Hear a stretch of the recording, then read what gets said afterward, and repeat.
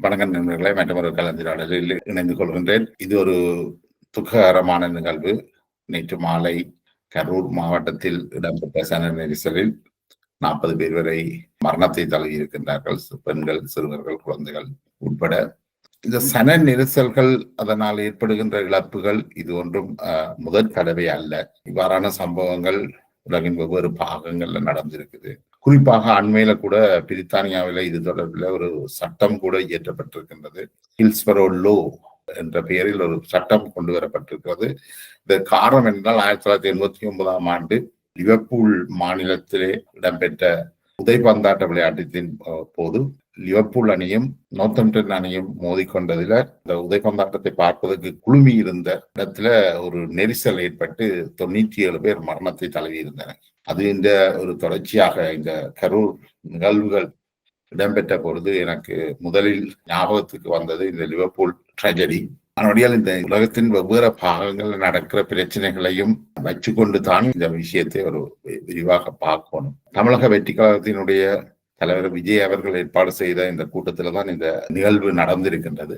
ஒரு சினிமா நடிகர் ஒரு அரசியலுக்கு வாரதுன்றது தமிழ்நாட்டை பொறுத்தளவு இது முதல் தடவை அல்ல. தமிழ்நாட்டின் முதலமைச்சர்கள் பெரும்பாலும் ஏதோ ஒரு வகையில சினிமாவோட தொடர்பட்டவர்களாகவே இருந்திருக்கின்றார்கள். அந்த வகையில விஜய் சினிமா துறையில இருந்து அரசியலுக்குள்ள வாரது ஆச்சரியமான விஷயமும் அல்ல. விஜய் ஒரு கதாநாயகனாக நீண்ட காலம் மிக பிரபல்யமானவராகவும் இருந்ததால அவரை பார்ப்பதற்கான இந்த மக்கள் கூட்டம் இவ்வளவு வரும் என்றதை விஜயும் தமிழக வெற்றிகளாகவும் அறிந்திருக்கும். அதுல எந்த சந்தேகமும் இல்லை. அப்படி இருக்கின்ற போது இவ்வாறான நிகழ்ச்சிகளை ஏற்பாடு செய்கின்றவர்கள் அதை மிக திட்டமிட்ட வகையில ஏற்பாடு செய்திருக்க வேண்டும். அப்ப இதுக்கு ஏற்கனவே பல கூட்டங்கள் 3வது வாரமாக இது நடந்தது. அதுக்கு முதலும் 2 வாரமாக கூட்டங்கள் நடந்திருக்கு. அந்த கூட்டங்கள்லையும் நெரிசல்கள் ஏற்பட்டிருக்கு. சிலர் மயக்கமுற்றெல்லாம் விழுந்திருக்கிறார்கள். ஆனால் அது ஒரு உயிர் ஆபத்தை ஏற்படுத்துகின்ற அளவுக்கு சென்றிருக்கவில்லை.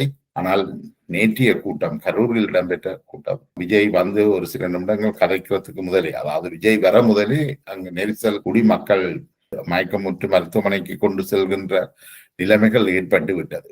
இது இவ்வாறான சம்பவங்கள் வருகின்ற பொழுது இதனை தவிர்ப்பதற்கான ஒரு பாதுகாப்பு ஏற்பாடுகள் செய்யப்பட்ட பின் தான் இவ்வாறான ஆயிரக்கணக்கான மக்களை கொண்ட கூட்டங்கள் ஒழுங்கமைக்கப்பட வேண்டும். அந்த வகையில தமிழக அரசுக்கும் தமிழக காவல்துறைக்கும் ஒரு பொறுப்பு இருக்குது. இவ்வாறான கூட்டங்கள் நடைபெறுகின்ற பொழுது கூட்டங்கள்ல கலந்து கொள்ளக்கூடிய மக்களை பாதுகாக்க வேண்டிய பொறுப்புண்டு தமிழக காவல்துறைக்கு இருக்கு. அந்த விஷயத்துல இந்த கூட்டங்கள் பாதுகாப்பாக நடப்பதற்கான ஏற்பாடுகளை கூட்டத்தை ஒழுங்கு செய்தவர்களும் காவல்துறையினரும் கடைபிடித்தார்களா என்றது வல முக்கியமானது. ஏன்னால் இவ்வாறான ஆயிரக்கணக்கான மக்கள் வார ஒரு கூடுற இடத்துல மக்கள் இவ்வாறு தான் நடந்து கொள்வார்கள் என்று எதிர்பார்க்க முடியாது. அல்லது ஒரு ஒடுக்கமான சாலை பகுதியில இந்த கூட்டம் ஒழுங்கு செய்யப்பட்டிருக்கின்றது.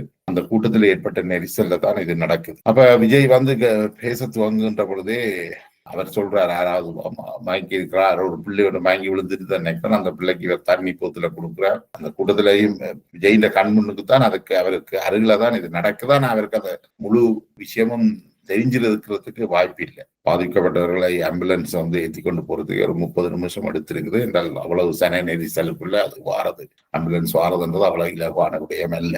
அப்ப இதையெல்லாம் கொண்டு முதல்ல 1, 2 என்று சொல்லப்பட்டது அப்படியே கூடி ஒரு சில மணி நேரங்களிலேயே 40 பேர் வரை வந்திருக்கிறார் என்ற அச்சத்துக்கு அது வந்திருக்கின்றது. அதுக்கு அதை விட இன்னும் 60 பேர் வரை மருத்துவமனையில் சிகிச்சை பெற்று வருவதாகவும் சொல்லப்படுகிறது. அப்ப இது சம்பந்தமான நாங்கள் பார்க்கின்ற பொழுது கரூருக்கு வருவதற்கு முன்னர் நாமக்கல்லில் ஒரு கூட்டத்தில் உரையாற்ற ஏற்பாடு செய்யப்பட்டிருந்தது நினைக்கிறேன்.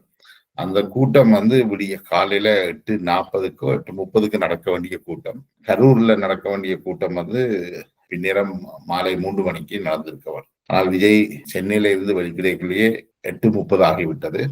அவர் அந்த நேரம் நாமக்கல்ல இருந்திருக்க வேண்டும். ஆனால் 9:30க்கு அவர் திருச்சி விமான நிலையம் திருச்சி விமான நிலையத்திலிருந்து வாகன அணியாக அவர் நாமக்கல் செல்கின்ற பொழுதே மதியத்துக்கு மேலாகிவிட்டது. அதற்கு பிறகு நாமக்கல்ல உரையாற்றி முடிச்சு அவர் கரூருக்கு வருகின்ற பொழுது நேரம் 7 மணியை அண்மித்து விட்டது.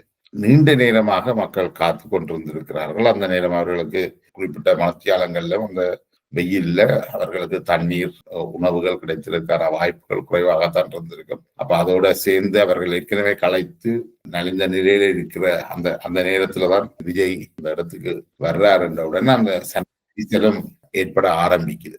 அந்த நெரிசல்ல தான் இந்த உயிரிழப்புகள், ஒருவருக்கு மேல் ஒருவர் விழுந்து அவர்கள் ஆக கீழே விழுந்தவர்கள் மூச்சையற்று மரணத்தை தழுவ வேண்டி வந்திருக்குது. அப்ப இதையே நாங்கள் 89ஆம் ஆண்டு லிவர்பூல்ல ஹில்ஸ்பரோ பகுதியில் இடம்பெற்றதை பார்த்தால், உதைப்பந்தாட்டம் ஆரம்பிப்பதற்கு முன் அதற்கு அருகில் போடப்பட்ட அந்த உதைப்பந்தாட்ட வீரர்கள் விளையாடுவதற்கான அந்த மைதானத்தை சுற்றி போடப்பட்ட அந்த வேலியோடு பலர் நின்று பார்ப்பதற்கான ஒழுங்குகள் செய்யப்பட்டிருந்தது. அந்த கூட்டம் அதை நோக்கித்தான் தள்ளப்படுது. அதுவும் கிட்டத்தட்ட மாலை 3 மணிக்கு ஆரம்பிக்கப்பட வேண்டிய உதைப்பந்தாட்ட நிகழ்ச்சி கிட்டத்தட்ட மாலை 2:30க்கே மிக திரளான மக்கள் அங்க குவிஞ்சிட்டார்கள். அந்த நின்று பார்க்கின்ற பகுதியிலும் மக்கள் இந்த தொகை கூடிக்கொண்டே போகுது. இந்த கட்டத்துல போலீசார் வேறு வழிகளையும் திறந்து விட்டு மக்களை உள்ளுக்கு வரவிட்டிருக்கிறார்கள். அந்த வரவிடைக்குள்ளதான் அவர்கள் எல்லாரும் அப்படியே இந்த முன்னுக்கு இருந்தவர்களை வேலியோடு தள்ளி, இந்த தடுப்பு வேலியோடு தள்ளி அதுல இருந்தவர்கள் மூச்சேற்று விழ ஆரம்பிக்கிறார்கள். இது தெரியாமலே அங்க 2-3 மணி போல விளையாட்டு உதைப்பந்தாட்ட போட்டி ஆரம்பித்து அதுல லிவர்பூல் ஒரு கோல் அடிக்குதுன்னு நினைக்கிறேன். அது நடந்து கொண்டிருக்கல இங்க மக்கள் மூச்சு எடுக்க முடியாமல் வேலி தள்ளப்பட்டு மைதானத்துக்குள்ள போறார்கள் மக்கள். அந்த மைதானத்துக்குள்ள போகின்ற பொழுது கூட போலீசார் இது இந்த ஆபத்தின் முழுசையும் அறிந்திருக்கல. அதுக்கு பிறகு நடந்தது வரலாறு ஆகிவிட்டது. கிட்டத்தட்ட 97 பேர் லிவர்பூல் ஹில்ஸ்பரோ பகுதியில மரணத்தை தழுவினார்கள். இதுல முக்கியமானது என்னென்றால், மறுநாள் வந்த பத்திரிகை செய்திகளும் சரி, அறிக்கைகளும் சரி, எல்லாமே உதைப்பந்தாட்டத்தை பார்வையிட வந்த ஆதரவாளர்கள் மோசமாக நடந்து கொண்டதாகவும், அவர்கள் ஒரு குழப்படிக்காரர் என்றும், அதாலதான் இந்த நிகழ்வு நடந்ததாகவும் பத்திரிகைகள் செய்தியை வெளியிட்டது. குறிப்பாக சன் பத்திரிகை, பிரித்தானியாவில் பல மில்லியன் இதழ்கள் விற்கின்ற மர்டோக்கின் சன் பத்திரிகை அந்த குற்றச்சாட்டை, அந்த உயிரிழப்புக்கு காரணம் லிவர்பூல் ஆதரவாளர்கள் என்று குற்றஞ்சாட்டி இருந்தது.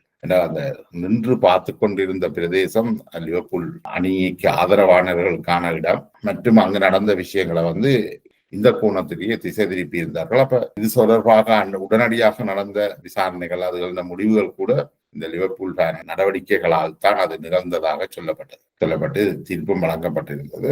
ஆனால் இறந்தவர்கள் இதற்கு எதிராக நீண்ட காலமாக போராடி வந்தனர்.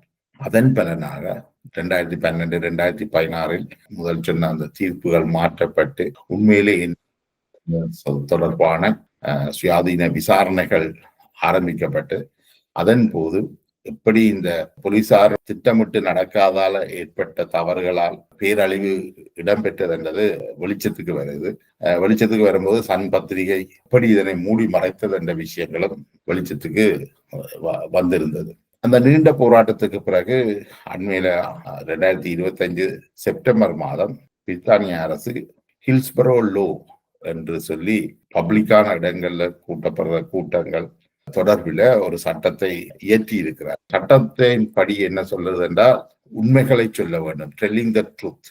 அடுத்தது குடும்பங்களை சரியான முறையில கவனிக்க வேண்டும், ட்ரீட்டிங் ஃபேமிலி ஃபேர்லி. அடுத்ததாக 3வதாக, எவ்வளவு பெரியவர்களாக இருந்தாலும் அவர்கள் பொறுப்பு கூற கடமைப்பட்டவர்கள், ஹோல்டிங் பவர்ஃபுல் பீப்புள் அக்கௌண்டபிள் என்ற இந்த 3 விஷயத்தையும், telling the truth, treating families fairly, holding powerful people accountable என்ற அடிப்படையில தான் சட்டம் உருவாக்கப்பட்டிருக்கிறது. அந்த சட்டத்தின்படி இவ்வாறான மோசமான சம்பவங்கள் நடக்கின்ற பொழுது போலீஸ் மற்றும் அதிகாரிகள் உண்மையை சொல்ல வேண்டும், எதனையும் மறைக்க கூடாது. இதுல பாதிக்கப்பட்டவர்களை நல்ல முறையில கவனிக்க வேண்டும்.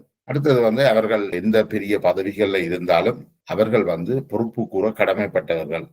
இந்த இவ்வாறான ட்ரெஜடிஸை மறைக்க கூடாது அல்லது அதை திசை திருப்ப முயற்சிக்க கூடாது என்ற விஷயங்கள் அதுல சொல்லப்பட்டிருக்குது. அந்த அடிப்படையில தான் நாங்கள் இந்த கரூரில் நடந்த இந்த பேரழிவையும் நாங்கள் கவனிக்க வேணும். எப்படி 1989ஆம் ஆண்டு நடந்த ஒரு சம்பவத்துக்கு 2025 தான் 2012-16 ஓரளவு நீதி கிடைத்தது. அதுக்கு பிறகு தொடர்ச்சியான போராட்டத்தால 2025 அதுக்கென்று ஒரு சட்டம் கொண்டு வரப்பட்டிருக்கு. அப்ப இந்த கரூரில் நடந்த சம்பவத்தை அடிப்படையாக வைத்துக் கொண்டு தமிழ்நாடு அரசு உறுதியான சில சட்ட நடவடிக்கைகளை எடுக்க வேண்டும்.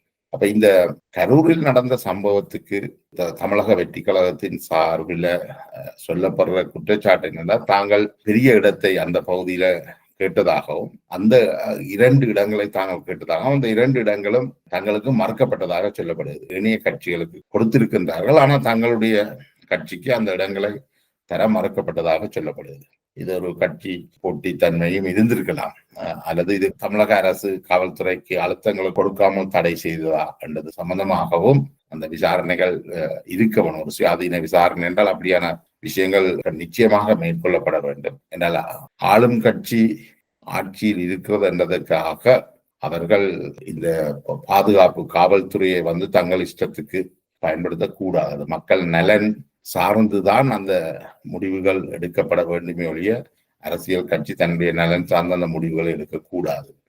அதற்கு அடுத்ததாக அந்த கூட்டத்தை ஏற்பாடு செய்து தமிழக வெற்றி கழகத்துக்கும் ஒரு பொறுப்பு இருக்கின்றது.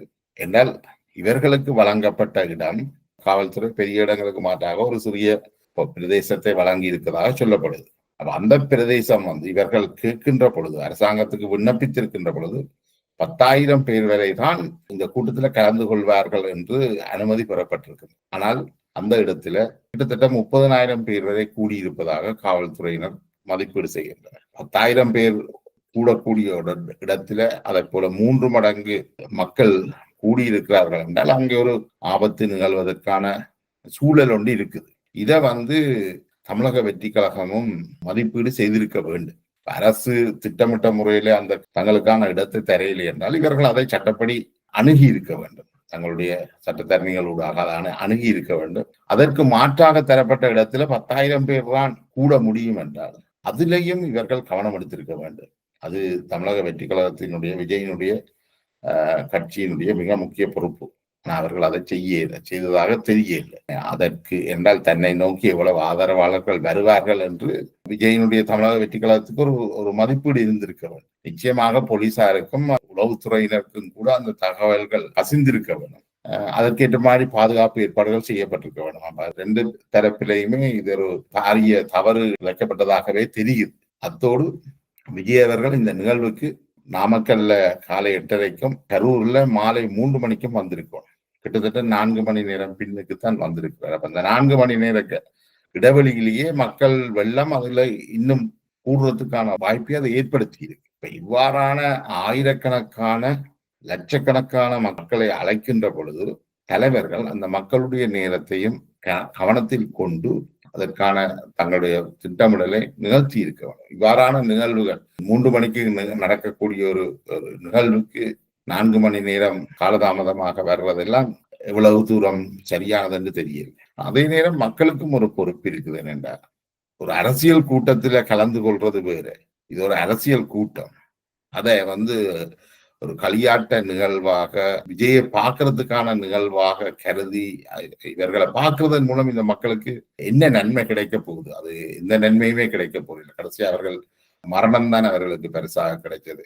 நான் இந்த விமர்சனத்தை வைக்கின்ற பொழுது இந்திரன் அவர்கள் இலங்கையில யாழ் மாவட்டத்தில் ஒரு நிகழ்ச்சியை நடத்தியிருந்தார். அதுக்கும் இந்த பனையில ஏறி எல்லாம் பல்லாயிரக்கணக்கானோர் கலந்து கொண்டு பார்த்திருந்தார்கள். அதுல கூட அந்த பாதுகாப்பு ஏற்பாடுகள் சரியாக செய்யப்படையில அதிர்ஷ்டவசமாக அங்க உயிரிழப்பான நிகழ்வுகள் நடக்கல. அப்ப இதுகளை நடத்துறவர்கள், ஏற்பாடு செய்கிறவர்கள் அதற்கான பாதுகாப்பு ஏற்பாடுகளை செய்யாம இப்படி செய்கிறது மக்களை உதாசீனம் செய்கிறதாகத்தான் இதை கருத வேண்டி இருக்குது. ஆனபடியால் இந்த கதாநாயகர்கள் விடயத்துல மக்களும் சற்று விழிப்பாக இருக்கணும். குறிப்பாக இந்த அவர்களுக்கும் ஓரளவுக்கு தெரியணும், இதுக்கெல்லாம் அள்ளுப்பட்டு வருவார்கள். அப்ப இந்த குழந்தைகள், சிறுவர்கள் எல்லாரையும் கொண்டு வரதை தவிர்த்திருக்கலாம். அதை தவிர்க்க சொல்லி விஜய் அவர்கள் சொன்னதாகவும் சொல்லப்படுது. ஆனா அதை மீறி மக்கள் கொண்டிருக்கிறார்கள். அதனுடைய மக்களும் இது சம்பந்தமான அறிவூட்டலுக்கு வரணும். மற்றது தமிழக வெற்றி கழகத்துக்கு ஒரு பொறுப்பு இருக்கு, தன்னுடைய ரசிகர்களை அரசியல் மயப்படுத்த. நீங்கள் ஒரு அரசியல் கட்சியை ஆரம்பிக்கிறீர்கள் சொன்னா அந்த மக்களுக்கு அடிப்படை அரசியல் அறிவூட்டல்கள் செய்யப்பட வேண்டும். அதை விட்டுட்டு இவ்வாறு மக்களை கூட்டுகிறோம் என்றோ அல்லது மக்களை அறிவித்தவர்களாக தொடர்ந்து வெறும் பார்வையாளராகவே வச்சிருக்க பார்க்கறதும் ஒரு ஆரோக்கியமான போக்கு அல்ல.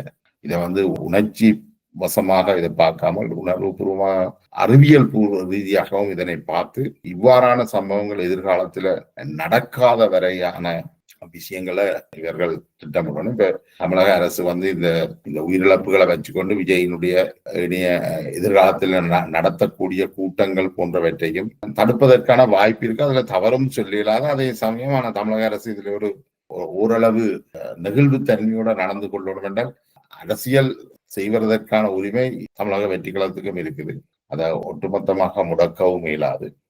அப்ப இதுல ஒரு மக்களையும் பாதுகாத்து அவர்களுடைய அரசியல் பிரச்சாரங்களை நடத்துவதற்கான ஏற்பாடுகளுக்கான வழியை கொடுக்கணும். இல்லையென்றால் இவ்வாறான ஆபத்துக்கள் எதிர்காலத்துல வாரத்துக்கான வாய்ப்புகள் இருக்குது. ஆனா குறிப்பாக ஒரு மக்கள் அரசியலை முன்னெடுக்கிற தமிழக வெற்றி கழகத்தின் தலைவர் விஜய் அவர்கள் இந்த நிகழ்வு தனது கண்முன்னே நடந்த இந்த பெருந்துயர் நடந்து கொண்டிருக்கின்ற பொழுது அவர் திருச்சி விமான நிலையத்துக்கு சென்று மீண்டும் சென்னை திரும்புவதற்கான ஏற்பாடுகளை செய்திருக்கிறார். இதிலே அவர் போய் பாதிக்கப்பட்டவர்களை பார்க்கலாம் என்றால் அதுவும் ஒரு சிக்கலை ஏற்படுத்தும். என இவர் போற இடங்கள் எல்லாத்துக்கும் மக்கள் பல்லாயிரக்கணக்கான அளவுல போகின்ற பொழுது அது மருத்துவமனையில மருத்துவர்கள் தங்களுடைய சிகிச்சைகளை அளிக்கிறது அல்லது இதுக்கான தடங்கல்கள் பல ஏற்படும் என்ற காரணத்தாலும் அவர் திரும்பி இருக்கலாம். இந்த பயணம் இல்லை. ஆனால் பொறுப்புணர்வோடு ஒரு பொறுப்புணர்வான தலைவராக அவர் நடந்து கொண்டாரா என்ற கேள்வியையும் பலரும்